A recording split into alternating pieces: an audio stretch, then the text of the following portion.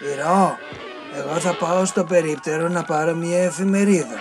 Εσύ θα κάτσεις εδώ?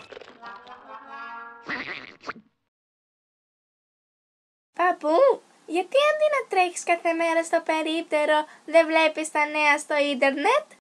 Άντε πάλι τα ίδια. Σου είπα πως εγώ δεν ξέρω από αυτά. Εξάλλου και να ήξερα, αυτά δεν είναι για την ηλικία μου.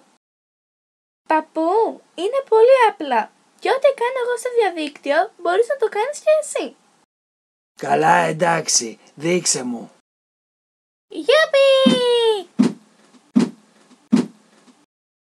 Λοιπόν, αυτή είναι η οθόνη και αυτή η κεντρική μονάδα. Και τα δύο μαζί αποτελούν τον υπολογιστή. Για να ανοίξει ο υπολογιστής πατάς αυτό το μεγάλο κουμπί. Και για την οθόνη αυτό εδώ.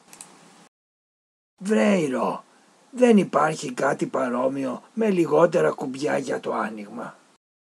Υπάρχει και μάλιστα όχι μόνο ένα, αλλά τρία.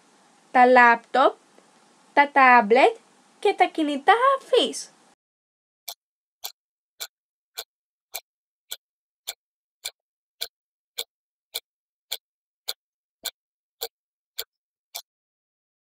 Κατάλαβες, παππού? Σε ευχαριστώ Ηρώ. Τι έχανα τόσα χρόνια. Να θυμάσαι, παππού.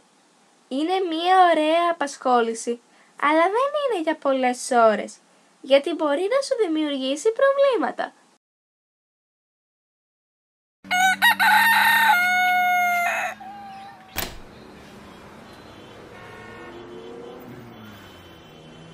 Παππού, θα πάμε βόλτα?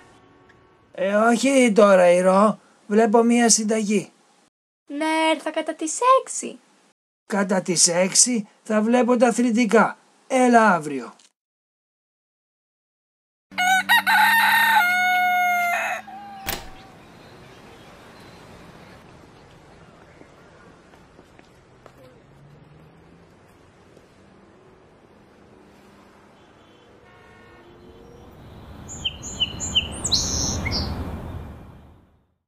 Παππού, θα πάμε βόλτα σήμερα?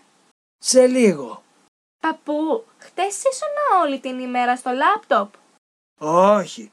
Κάποια στιγμή χρειάστηκε φόρτισμα. Το έβαλα να φορτίσει και έπιασα το τάμπλετ. Μετά χρειάστηκε αυτό φόρτισμα και έκατσα στο κινητό και... Φτάνει, παππού. Το ξέρω πως είσαι ενθουσιασμένος, αλλά τα ωραία πράγματα βρίσκονται έξω από την οθόνη. Έχεις δίκιο Ηρώ. Πάω να βάλω τα παπούτσια μου.